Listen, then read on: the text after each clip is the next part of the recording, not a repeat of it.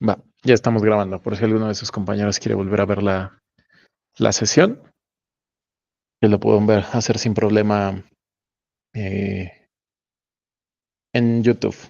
Vale. Entonces, como les decía, estamos en la parte del preprocesamiento con la intención de saber cómo tratar a nuestros datos antes de ingestarlo a un modelo que tenga un objetivo tanto de clasificación como de regresión. En este caso, los modelos que buscamos entrenar van a ser particularmente de clasificación porque buscamos hacer detección de sentimiento.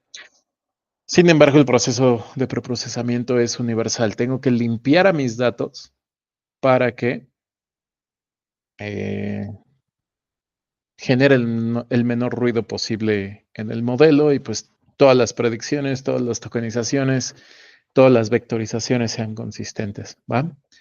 Ahora, uno de los pasos más cruciales es la normalización. La normalización ya la hemos llegado a ver porque ya hemos hecho limpieza con regex. Básicamente es limpiar el ruido de los textos, es decir, quitar caracteres.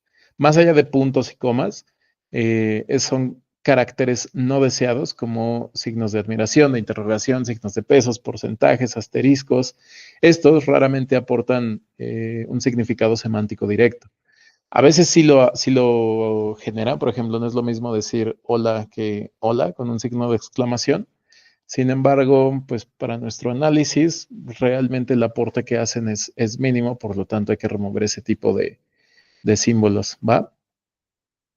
Cuando nuestro texto, como el que ya llegamos a ver de las noticias ¿de qué periódico se los enseñé? Creo que era del The Guardian, ¿no? Les enseñé a conectarse a la API de The Guardian, que era una API de juguete. Vienen con HTMLs o con URLs que para la cuestión de análisis semántico no aporta ninguna información. También hay que eliminar ello.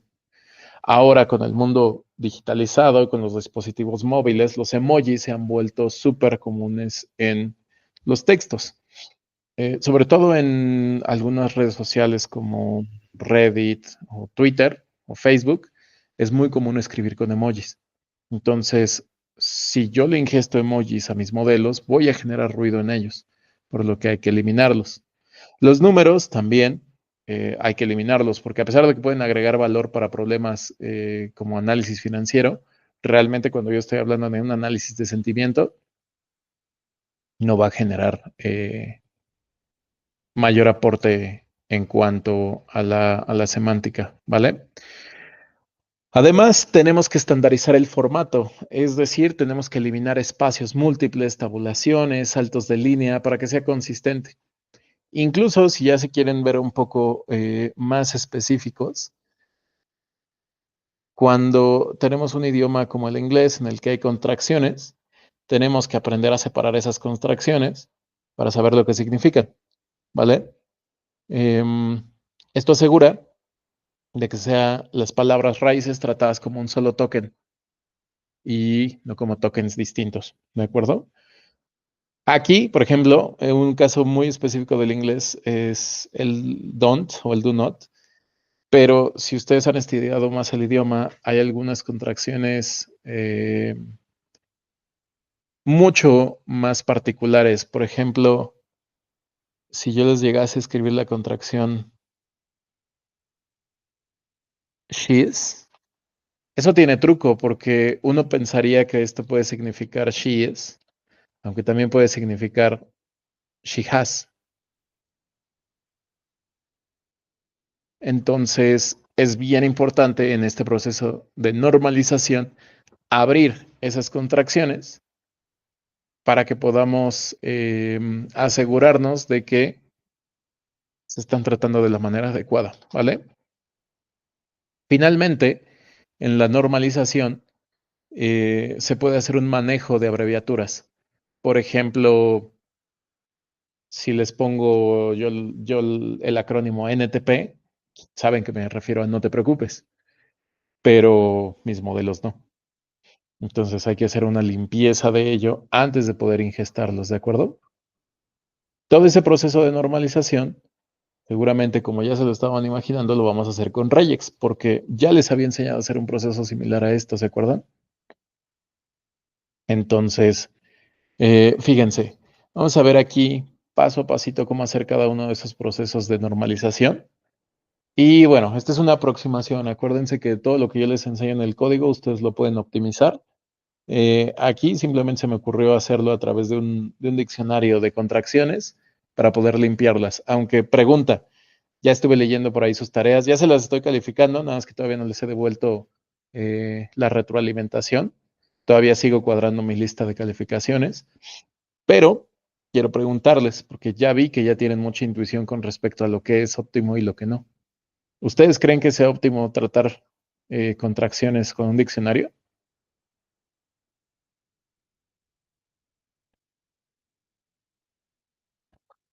¿O creen que se quede corto para la tarea?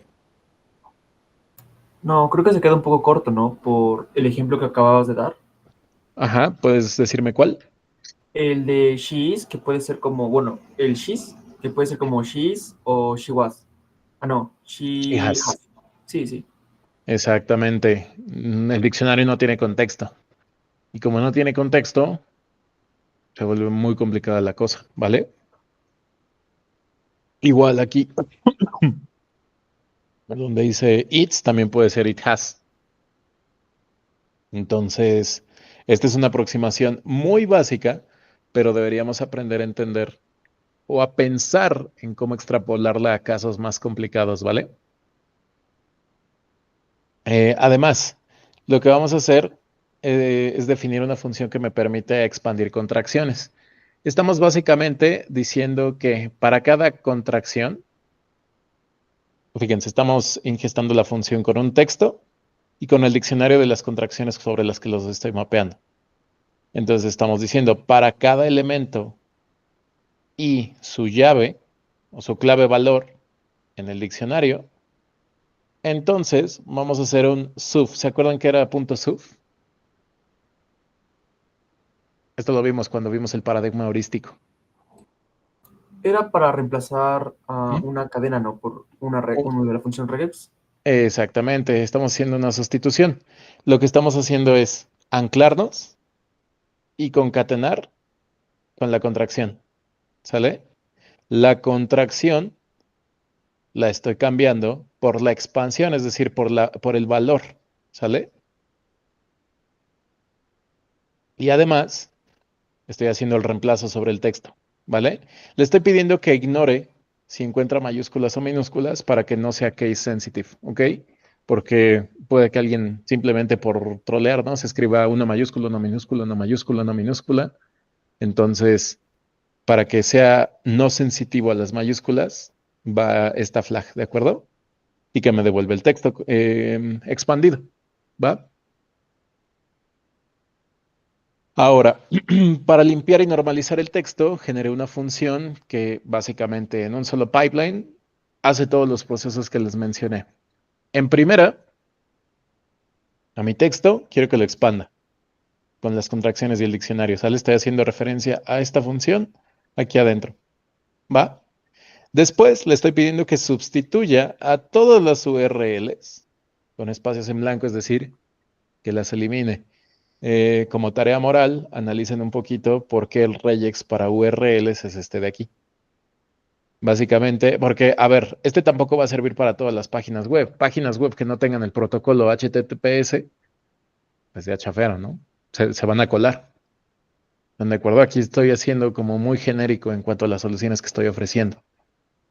Básicamente lo que me está diciendo mi regex es que todo empiece con HTTPS dos puntos diagonal diagonal y ahora sí, que aparezca cualquier carácter de los que vienen aquí adentro, seguido de un punto y cualquier carácter de los que vengan aquí adentro. ¿Va?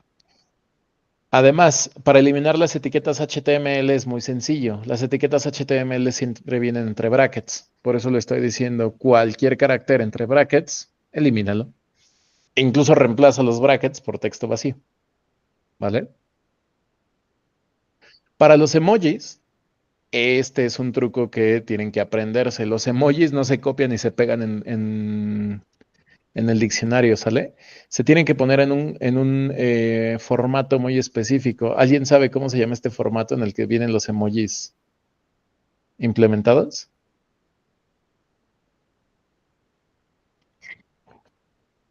Si no lo saben, no se preocupen. Este se llama el formato Unicode o UTF-8, ¿vale? Son emojis que tienen códigos específicos que son exactamente el mismo para cualquier sistema operativo en el que estén trabajando. Se han dado cuenta que los emojis o los stickers, por ejemplo, sí, más que los stickers, los emojis, en iOS y en Android no se ven iguales. Sin embargo, si ustedes mandan un corazoncito en Android, al que tenga iOS le llega un corazoncito. ¿Por qué? Porque lo que se está enviando es el código Unicode o el UTF-8, ¿vale? Ya como cada sistema lo interprete y lo represente es distinto, pero el carácter en sí siempre va a ser el mismo y queda representado por este tipo de códigos. Entonces lo que estoy haciendo es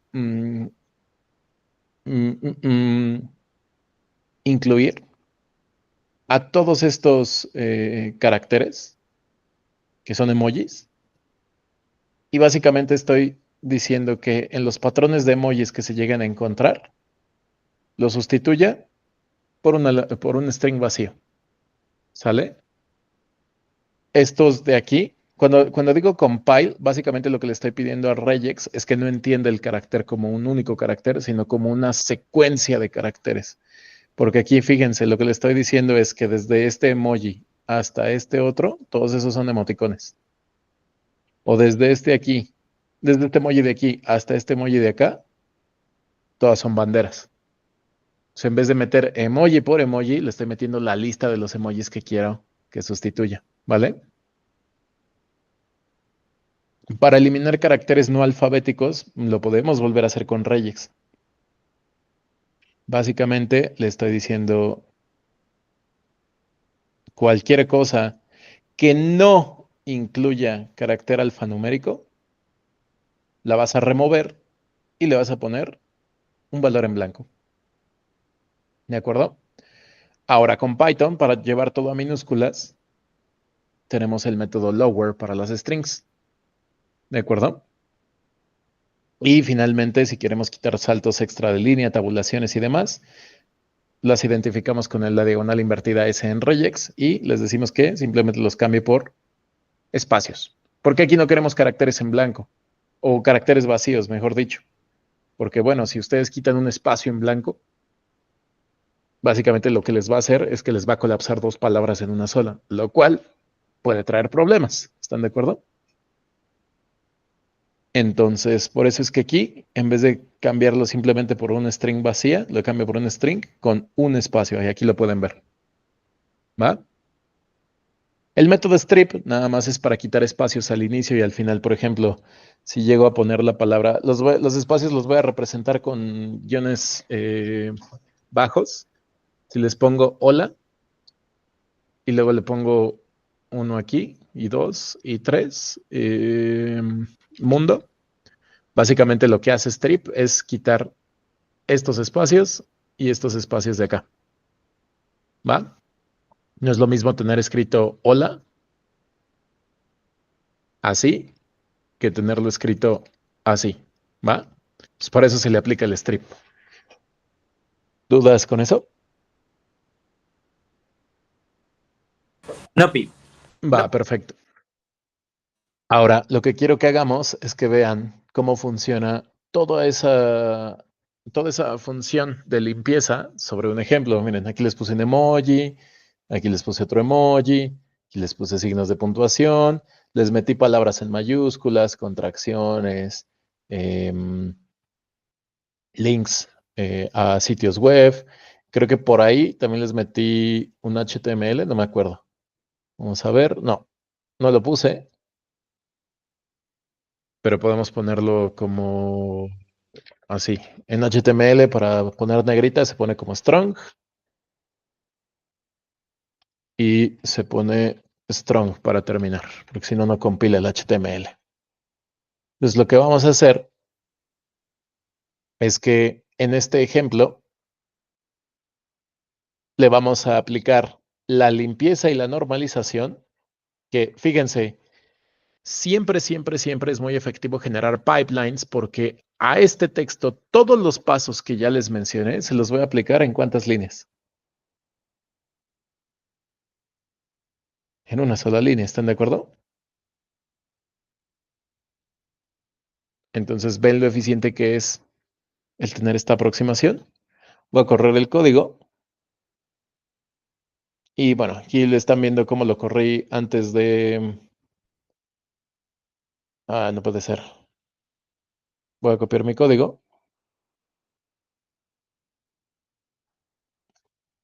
Fíjense, el texto que le incluí es el mismo del ejemplo, pero con el proceso de limpieza lo llevó todo a minúsculas, removió links, removió signos de puntuación. Fíjense la contracción cómo la trató. ¿Ya lo vieron?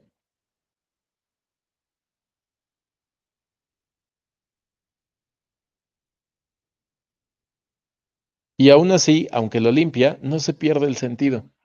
Em, la semántica se preserva en su mayoría y la pragmática, es decir, el cómo interpreto el contexto y el contenido de la oración, también se conserva. ¿Están de acuerdo? Sí sentimos que faltan palabras en la oración, pero aún así no perdemos la idea de lo que dije en la oración original. ¿De acuerdo? ¿Dudas o preguntas con esto? Ah, todo bien. Va, perfecto. ¿Qué mejoras se les ocurre que podría aquí implementar?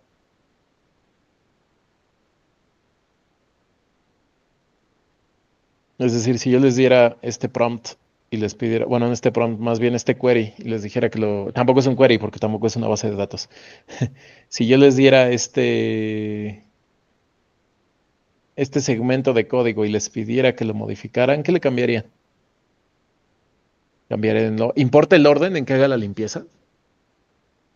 ¿O no importa?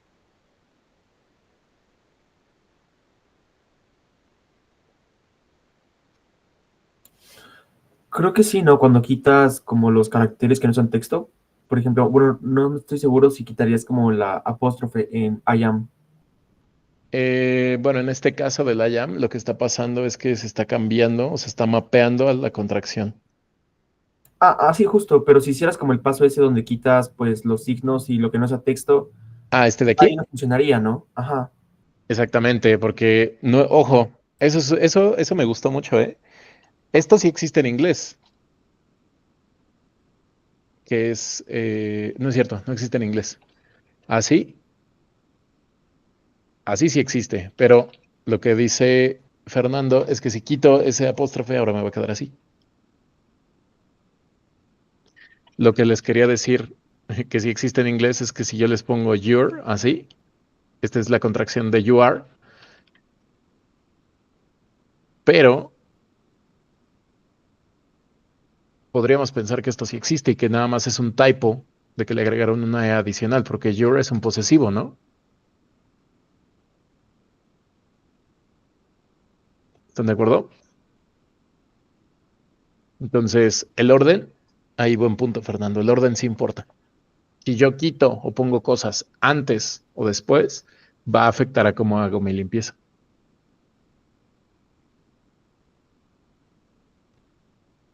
¿Alguna otra cosa o detalle fino que se les ocurra que se nos pudo haber pasado por aquí? Les voy a dar una pista.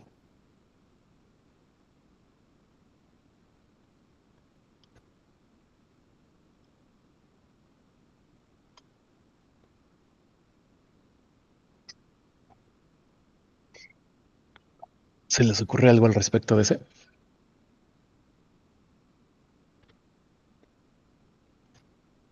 Si aquí les estoy diciendo que con el regex ignoren mayúsculas y minúsculas, ¿por qué no mejor primero convierto todo a minúsculas? ¿Por qué no primero mejor aplico el método de lower? Nada más que en mi diccionario tendría que tener cuidado, porque ahora esta, por ejemplo, ya no tendría que estar mapeada así, sino así. ¿Están de acuerdo? Sí, justo.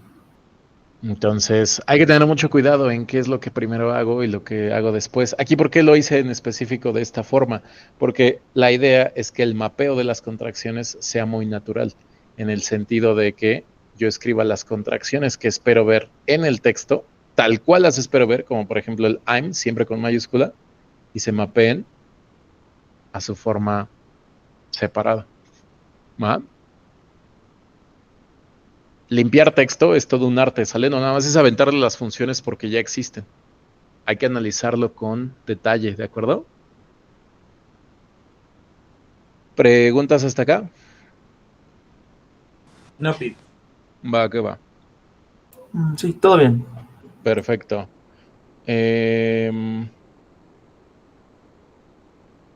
Ahora, con respecto a la conversión de minúsculas, digo, ya lo acabamos de ver, pero quiero preguntarles, ¿en dónde creen que no sería recomendable hacer una conversión de mayúsculas a minúsculas?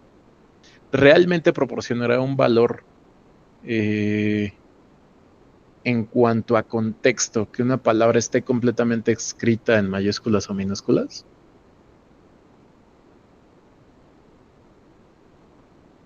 O no, a lo mejor y no toda la palabra, pero que sí una palabra tenga una mayúscula. Pues estaba pensando cuando, no sé, en historias como que gritan y lo ponen en mayúsculas, como para denotar que está enojado. Ok.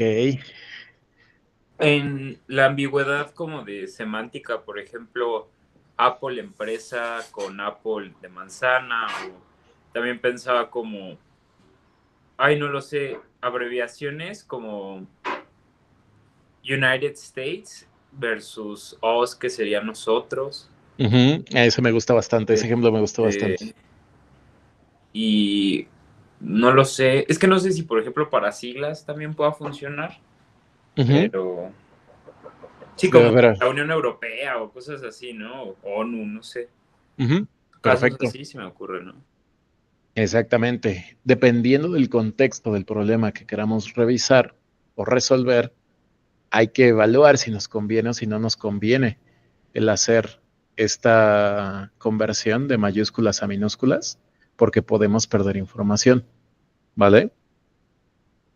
¿Qué pasa si no quiero hacer la conversión de mayúsculas a minúsculas? Imagínense que hago todo mi proceso de limpieza, excepto la conversión de mayúsculas a minúsculas. ¿Qué me podrían decir al respecto entonces de esta palabra o de esta palabra o de esta palabra? ¿Qué va a pasar con su tokenización? ¿El token de grade con mayúscula va a ser igual al token de grade con minúscula? No, sí, como que va a crecer mucho tu tokenización, ¿no? Bueno, el número de, ajá, de vectores, ¿no? Bueno, el tamaño del vector, ¿no? Eso es cierto, nada más que aguas porque tokenización nada más es convertir palabras a números, Ah, ¿vale? ajá, ok. Entonces el número de palabras de mi diccionario va a crecer. Ahora, si el número de palabras en mi diccionario crece, mi número de vectores también crece. ¿Me acuerdo? ¿Qué esperaríamos de un buen vectorizador? Que grade con mayúsculas y grade con minúsculas lo mande relativamente cercano en el espacio, ¿no? O en el hiperespacio. Sin embargo, depende mucho del contexto, porque grade, por ejemplo, aquí en este sentido denota algo positivo, pero si fuera sarcasmo sería algo negativo.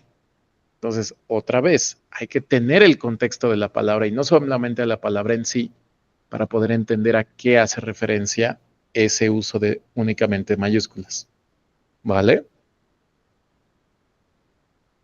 ¿Preguntas hasta acá?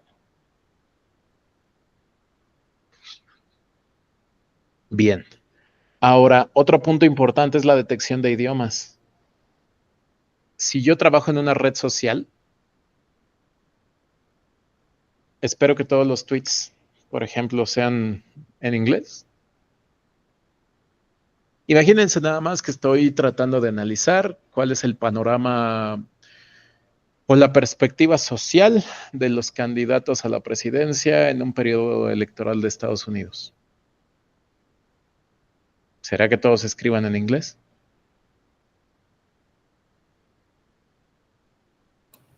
No, sí, no. No, en primera porque es un país lleno de extranjeros. Aunque el inglés es el idioma oficial, se hablan demasiados idiomas adentro del país. Las mismas personas se comunican en español en el país, ¿no? Porque es uno de los idiomas más hablados. Entonces, ¿qué pasa si mis comentarios están mezclados en idioma? Otra vez, ¿qué pasa si no le hago nada al respecto y considero que mi corpus tiene comentarios en español, inglés, chino, árabe, japonés?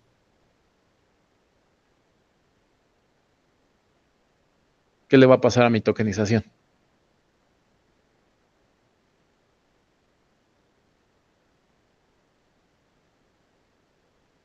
Se va a multiplicar por el número de idiomas que tenga, ¿cierto? Y eso en el mejor de los casos. Porque ahora la palabra this ya no solamente va a tener un token asociado, va a tener 1, 2, 3 y sabrá Dios qué dice aquí. Pero estas 3 palabras representan lo mismo, pero la computadora no lo sabe. Entonces tiene 3 tokens diferentes. ¿Están de acuerdo? Sí, sí. Está creciendo mi número de elementos, lo cual al final del día significa consumo de recursos. ¿Va? ¿Qué se les ocurre que podemos hacer? Pues homologar a un mismo idioma. ¿Cómo? Con traducciones. Para esto, les voy a enseñar la librería LangDetect.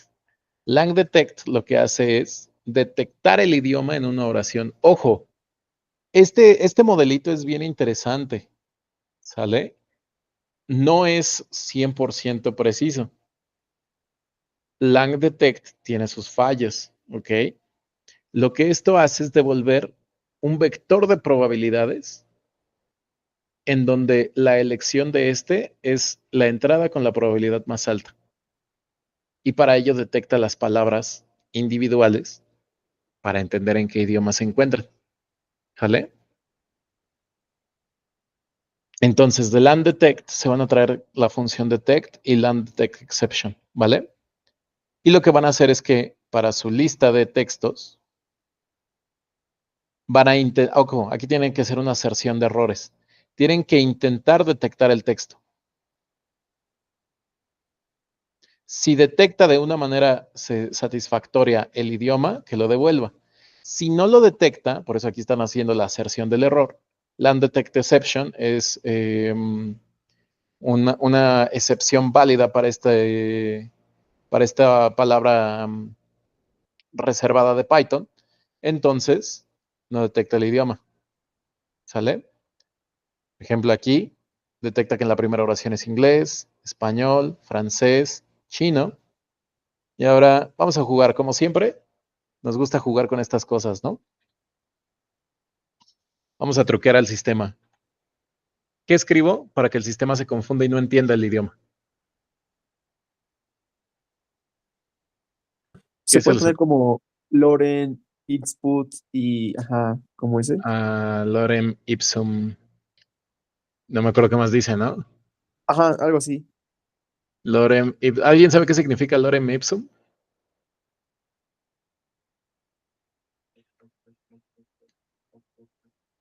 ¿Cómo dice? Lorem ipsum dolor sit amet, algo así, ¿no? Creo Ah, que sí, algo así, pero sí, no estoy aquí. muy seguro. Va, vamos a ponerlo. Dice, no hay lang detects. ¿Por qué sucede eso? Porque como no he corrido todo el código, lang detect no está. Miren, qué bonito Gemini. Ya te directamente detecta el error y te sugiere qué es lo que hay que hacer, incluso cuando vas antes de la línea de código. Entonces, acuérdense que hacerle un pip install porque no viene por default en Colab, ¿sale? La magia de saber programar es eso, que cuando te bota un error ya no te asustas, ya sabes a qué es lo que le tienes que prestar atención, ¿sale? Listo. Eh, PT. ¿Qué idioma es PT?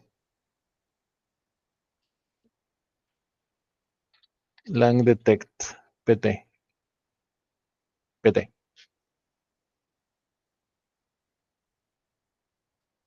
De Pipey, ustedes pueden sacar. What? Ok. Vamos a salirnos de aquí. Lang Detect. Vamos a ver si nos da la documentación. Qué raro, porque ese sí es el sitio oficial. Pero lo detecto como phishing. Ah, aquí está.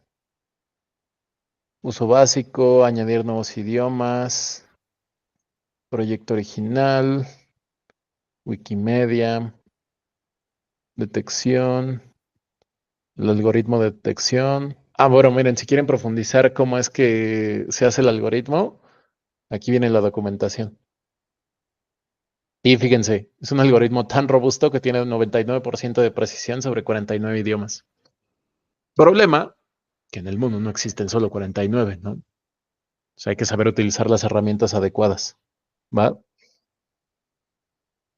Pero lo que yo quiero ver es cuáles son las claves de Lang Detect. Entonces, lo que estoy haciendo les puede servir mucho porque es justamente lo que ustedes tienen que hacer en caso de que algo no lo conozcan. Y fíjense, aquí está lo que yo les decía. Lang Detect lo que hace es devolver un vector de probabilidades, es decir, si ustedes las suman todas, les tiene que dar uno. Eso es lo bonito. Aquí viene la parte matemática y solamente te va a devolver la mayor de todas. ¿Va? Pero lo que quiero ver, aquí está, miren, aquí están los códigos ISO. Los códigos ISO son códigos universales con los que... aquí están, miren, vamos a buscar. ¿Qué nos dio? PT. Portugués. ¿Es cierto que Lorem Ipsum es portugués?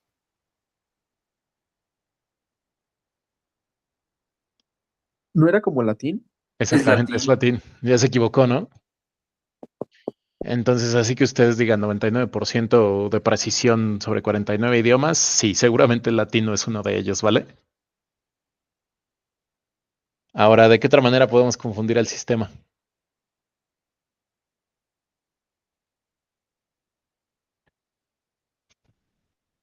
Faltas de ortografía, por ejemplo, en el español, podemos en vez de escribir en poner o cosas así, también podría dar portugués, ¿no? Ujú. A ver, vamos a ponerle así. ¿Qué pasa en la clase? Fíjense, aquí me comí una U, le puse incluso un acento al revés para tratar de confundir al sistema con el idioma. Y aquí un typo, ¿sale? Lo vuelvo a correr. Ya no vuelvan a correr el pip install porque una vez que ya se instaló ya no es necesario. Tampoco tienen que correr el import, pero bueno, no pasa nada.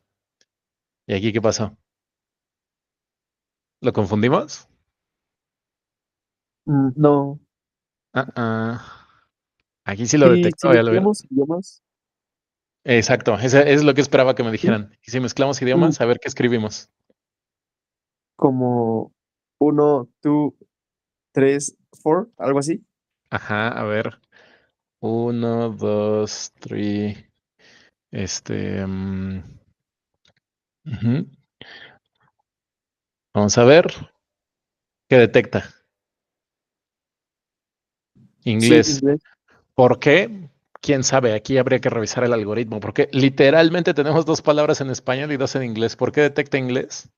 ¿Quién sabe? ¿Será que es por el orden de las palabras? Vamos a ver. Pues, tal parece que no, ¿no? Tal parece que hay un idioma dominante sobre los otros. ¿Será esto un sesgo de programación? ¿Será que el programador decidió otorgarle mayor importancia a un idioma sobre otro? O una pregunta todavía más interesante para ustedes. ¿Será que esto sesgue el resultado de mi modelo?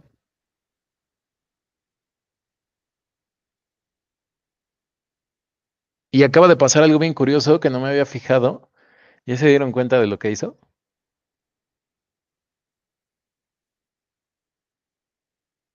Cambió la decisión que tenía sobre este texto, ¿ya lo vieron?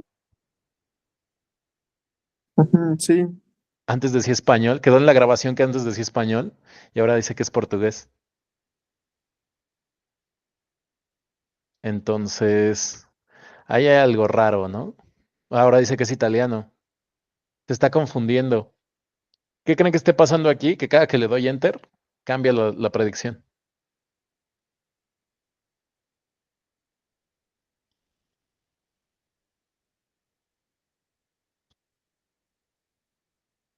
Porque el texto no está cambiando, el texto es una constante.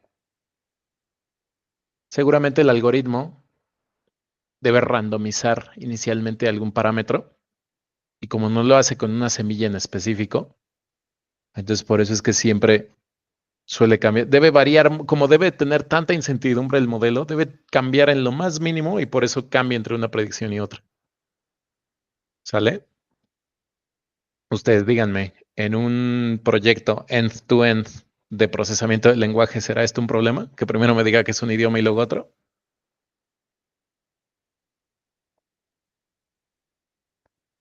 Yo Sí, creo que sí. claramente. Evidentemente esto va a ser un problema gigante. Por eso podría ser muy sencillo para mí decirles, miren, para traducir usen LandDetect y ya quedó. Pero no. El punto es que entiendan por qué les estoy pidiendo que hagan todos estos procesos paso a paso y con detalle. ¿Sale? ¿Qué se les ocurriría que podría hacer antes de traducirlo para poder evitar este tipo de cosas? Ya tienen 3 perspectivas de lo que pueden hacer: heurístico, ML o DL. Yo les ayudo con el más fácil. Hagan un diccionario de typos. ¿Va a ser óptimo? No, porque ¿de cuántas maneras te puedes equivocar en escribir una palabra? Pues hay Sí, infinitas demasiadas. posibilidades. Sí. Demasiadas infinitas, ¿no?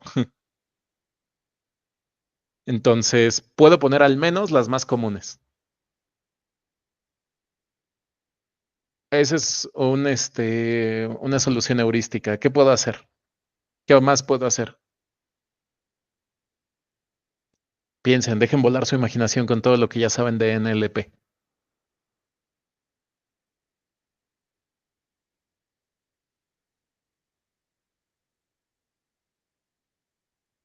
¿Qué pasa si vectorizan esta palabra, así tal cual está escrita, y miden la similaridad que tiene con la palabra que bien escrita? Y establecen ¿cómo se llama en español eso? Pues un valor mínimo que se debe cumplir de similaridad para decir que las palabras son iguales. En inglés le llaman threshold. Podría funcionar, ¿no?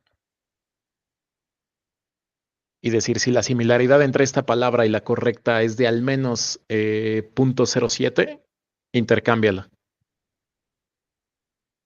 Pero el problema es que la están analizando de forma individual. Y no es lo mismo intercambiar un que con acento que un que sin acento.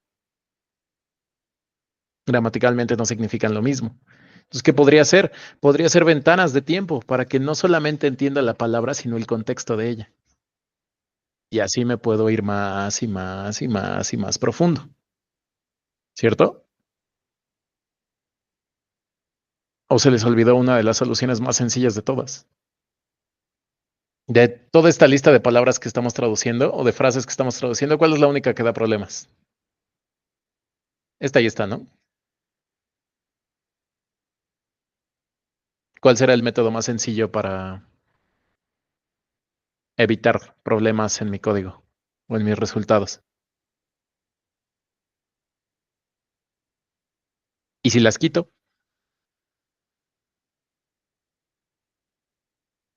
pues también funciona, ¿no? Realmente no está aportando contenido de valor a mi modelo porque está mal escrita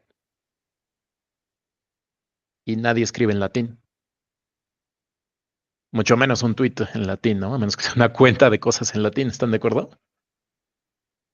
Entonces, ¿qué pasa si lo quito? También puede ser una opción viable, ¿están de acuerdo? Ujú, Al sí, final, sí.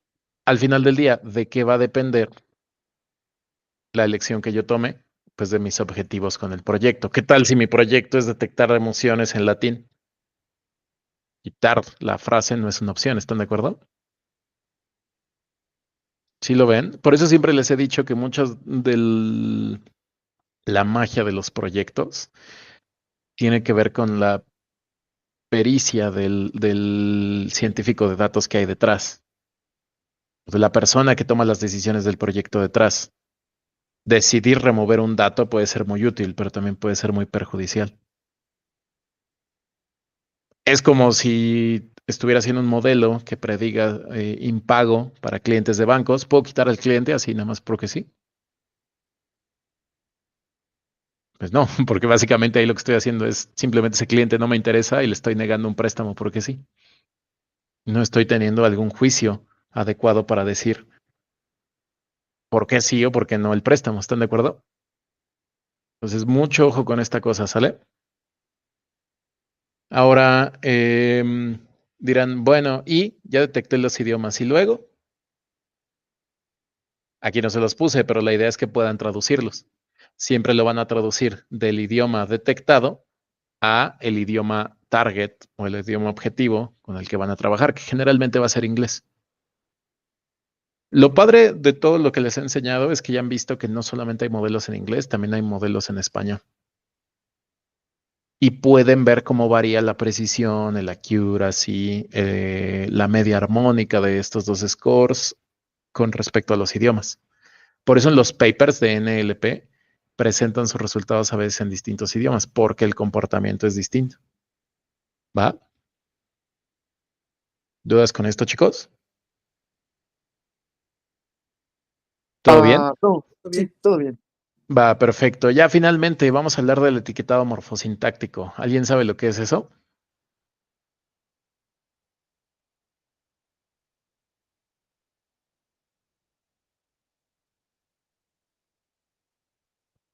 ¿Alguna vez lo han escuchado? Fuera incluso del contexto de la lingüística. No, yo no. Va, que va. Lo vamos a romper en dos, ¿vale? Cuando yo digo etiquetado morfosintáctico me refiero a dos cosas. Etiquetado gramatical y análisis sintáctico.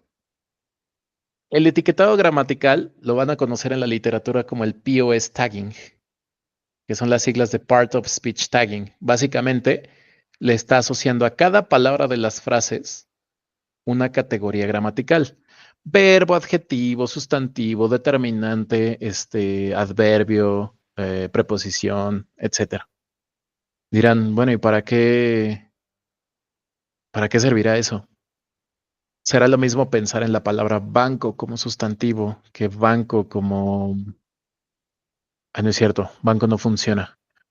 Em, Déjenme pensar en un ejemplo. Mm, es que banco no funciona.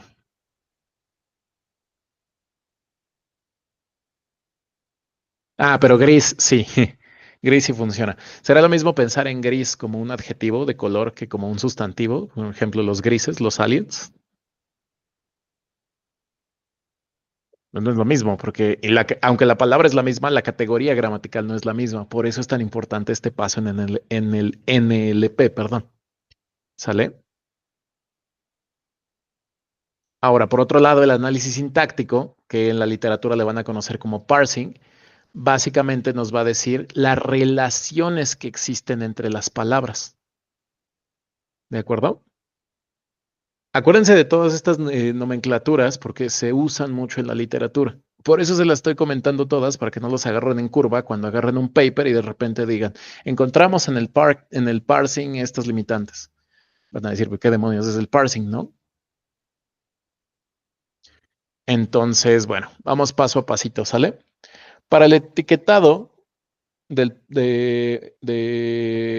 las categorías gramaticales, vamos a pensar en esta tablita, ¿de acuerdo? Básicamente el etiquetado gramatical es el proceso de asignar a cada token o a cada palabra su categoría gramatical. Esto no solamente nos dice esto es una palabra, nos dice esto es un sustantivo, esto es un verbo en tiempo pasado, esto es un adjetivo. ¿Por qué es importante? Porque nos permite desambiguar palabras. Me quedé pensando en un ejemplo en español, en inglés son más sencillos de encontrar. Por ejemplo, si hablamos de la palabra book en inglés, book puede significar libro o también puede significar reservación o reservar, mejor dicho, como verbo. Entonces, muchas palabras con significados múltiples, dependiendo de su función, pueden ser resueltas las ambigüedades con este etiquetado gramatical. ¿De acuerdo?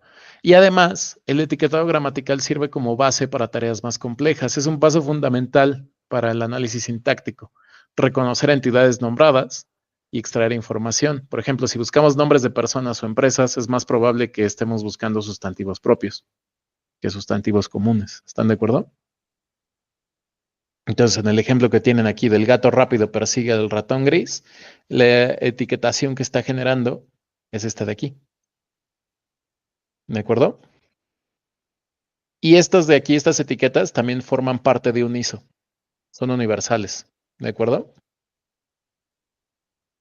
Para que no haya el problema de es que yo a los adjetivos le puse ADJ, pero yo le puse ADT. No, eso no se vale. Hay que tener una nomenclatura universal, ¿vale? Y en lingüística se tiene una... Sí, adelante, Luis. No, si quieres acaba y ahorita te digo mi duda. Va, perfecto. Como les decía, en lingüística, como hay que ser consistentes a lo largo o a través de todos los idiomas, por eso es que se tiene esa... Ah, ya los spoilé, ya les enseñé el dibujito. Hay que ser consistentes con las etiquetas, ¿vale? Y ya, es todo lo que les iba a comentar. ¿Quieres preguntar algo, Luis? Sí, oye, es que estaba pensando como en frases lexicalizadas, Ujú. cuyas, o sea, pues cada palabra de la frase, pues se entiende de una forma, pero en la frase, pues cambia totalmente el significado, ¿no? O sea, pensé en dar a luz, Ujú. porque, pues sí, dar es el verbo, es la La preposición. preposición y luz sustantivo, pero al final dar a luz, el significado o el sentido que le puede dar es totalmente distinto a lo que las palabras dan Ujú, por sí solas. por sí solas, ¿no? Entonces pensaba, o sea, esto, por ejemplo, no sé si aquí entra ya ese tipo de interpretación, de decir, bueno, dar a luz, aunque son varios tipos de etiqueta, al final yo pondría dar a luz como un verbo, ¿no? Ok. Porque no sé si lo explique, ¿no? Porque aunque pues no se hace un verbo porque tiene 3 palabras metidas, pues al final su significado solo se entiende en conjunto, no por separado. Exactamente. El significado de una palabra afecta a otra, ¿cierto? Ajá, sí, exacto, ¿no? Bueno, en este caso, las 3, ¿no? O sea, pero lo que me refiero es como si esto se etiqueta por separado y luego aparte hay otra forma de etiquetarlo, o por ejemplo este tipo de palabras, pues este tipo de frases se etiquetan como una palabra. Sí, se suelen etiquetar por separado, pero me encanta que hayas preguntado eso en este preciso momento, porque justo se genera la duda de, oye, está increíble que puedas generar las etiquetas, pero ¿y la relación entre ellas? Porque al final del día ese es el problema raíz. Si no tengo una relación entre ellas, dar a luz no va a tener sentido como verbo, preposición, sustantivo, ¿no? Entonces, ¿qué hacemos con ello? El análisis sintáctico, el famoso parsing, ¿de acuerdo? El parsing básicamente lo que hace es generar un árbol de dependencias, que es la imagen que se me coló, que no les quería spoilear, pero por accidente se bajó. Y es esto de aquí. Seguramente tú como lingüista ya los habías visto. No sé si tus compañeros ya habían visto en algún momento un árbol sintáctico, pero básicamente, si el etiquetado gramatical nos dice el rol de cada palabra, el análisis sintáctico o el parsing nos dice qué relación hay entre esas palabras. El objetivo es construir una estructura jerárquica al que le llamamos árbol de dependencias, que es este que están viendo en la pantalla, y representa la gramática de la oración. Entonces, es muy importante hacer esto porque nos permite responder preguntas como ¿quién hizo qué? O a quién se lo hizo, o cómo era el sujeto, o cómo era el objeto. Por ejemplo, en dar a luz, ¿quién dio a luz? O qué dieron a luz, ¿no? O quién dio a luz. Ahí estamos encontrando la relación sujeto-verbo, ¿no? O verbo-objeto, ¿vale? Eso es algo que el árbol sintáctico nos permite representar. Ahora, en frases con múltiples cláusulas, el parsing es esencial para no perder el hilo de quién está haciendo qué. Por ejemplo, ¿alguna vez han leído a José Saramago? Es un premio Nobel de literatura portugués. Tiene libros famosos como Ensayo sobre la ceguera, Ensayo sobre la lucidez, El Evangelio según Jesucristo, Intermitencias de la muerte. ¿Lo han leído?